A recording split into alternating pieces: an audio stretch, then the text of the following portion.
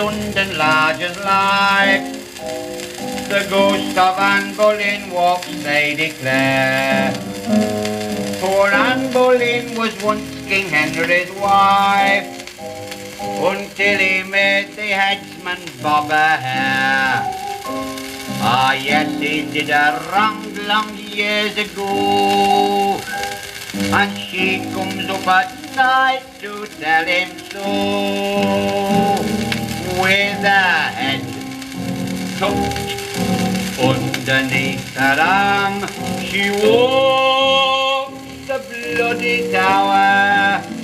With her head tucked underneath her arm at the midnight hour.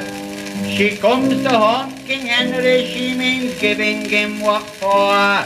Gad's up, she's going to tell him off for having spilt her gore.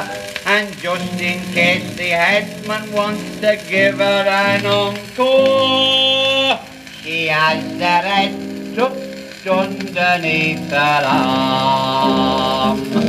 With her head tucked underneath her arm, she walks the bloody tower.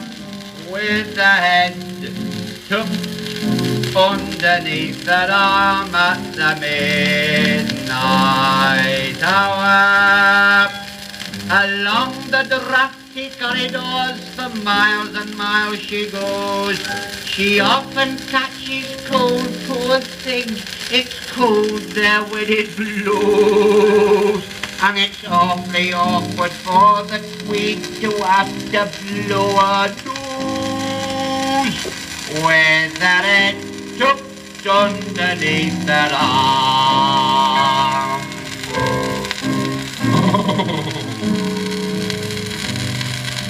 Sometimes gay King Henry gives a spread for all his gals and pals, the ghostly crew. The headsman carves the joint and cuts the bread. Then in comes Anne Boleyn to queer the do. She holds her head up with a wild war whoop, and Henry cries, "Don't drop it in the soup." With her head tucked underneath her arm, she walks the bloody tower. With her head tucked underneath her arm at the midnight hour. The sentries think that it's a football that she carries in, and when they've had a few, they shout, "Is Arsenal going to win?"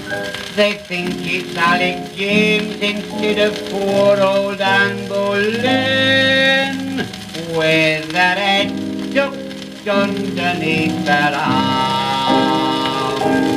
With her head tucked underneath her arm, she walks the bloody tower. With the head tucked underneath her arm at the midnight hour. One night she caught King Henry, he was in the canteen bar. Said he, "Are you Jane Seymour, Anne Boleyn, or Catherine Parr? For how the sweet Sandbury Anne do I know who you are?" With your head tucked underneath your arm.